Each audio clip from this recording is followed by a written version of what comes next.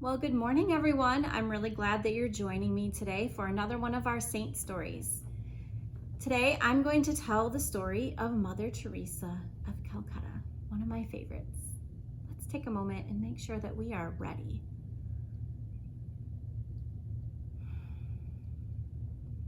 Well, I think I'm ready to tell the story. Are you all ready to hear the story? This is the story of Mother Teresa of Calcutta.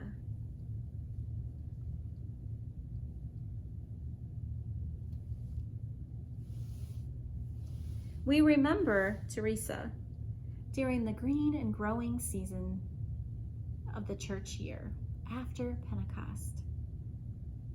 I wonder, why do we remember Teresa? Let's listen to the story and find out. A little girl named Agnes was born in Skopje, Macedonia, to Albanian parents. Her father died when she was only 8 years old, but her mother began her own business. She sewed beautiful things out of cloth. When Agnes was a teenager, she became very close to God. In 1928, she left home to go to Ireland to the Loreto Convent in Dublin. When she joined the convent, they named her Teresa. The nuns in Dublin then sent her to India, where she became a Loreto nun in 1937.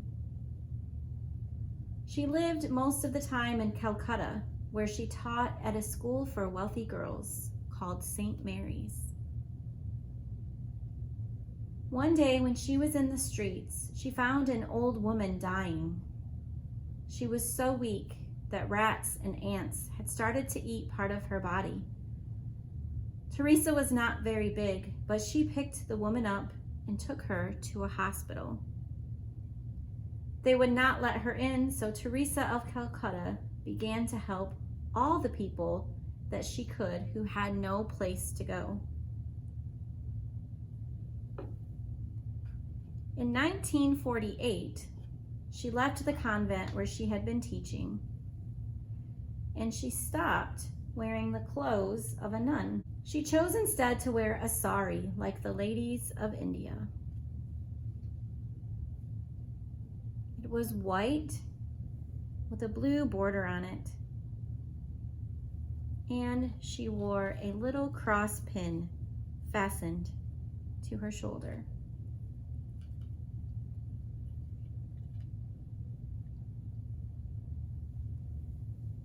She spent every day helping the poorest of the poor of Calcutta. She became a nurse so that she could help more, and especially help the people who were dying alone on the street. She even wiped the flies out of their eyes. In the 1950s, she gathered her many helpers into a new religious order. They worked only with the poor, just as she did.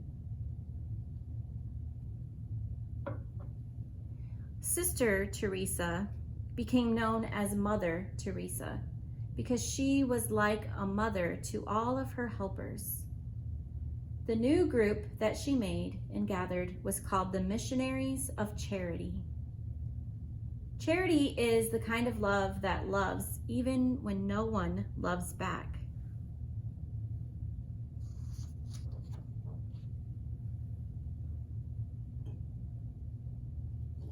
Teresa helped the sick and dying, but she also worked for peace.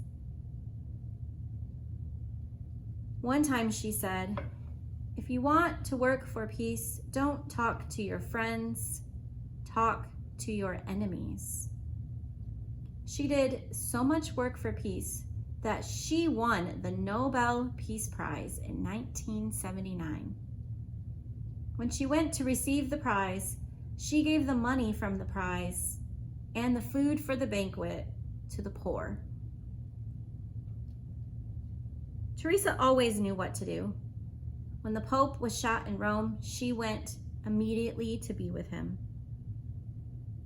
When there was a hospital in Beirut that was full of children in danger, she stopped the fighting until the children could be taken care of. When she had a heart attack in Rome, she went home to Calcutta, and that is where she died. Thousands of people came from all over the world to her funeral. She was carried through the streets in the same carriage that carried Gandhi, who was another great worker for peace.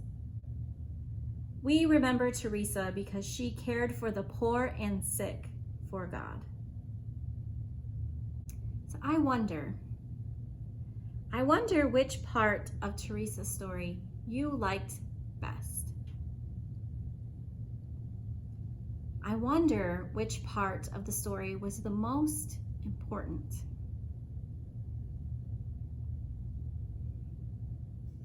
I wonder if there was any part of Teresa's story that was especially for you today. I wonder if we could take any parts of the story out and still have all the story that we need. Thank you all for being here with me today to hear one of my favorite stories about one of my favorite saints. As you go about your week, I wonder what your work is going to be. Thinking about you all as you start school, and I can't wait to be with you again. Blessings to you. Bye.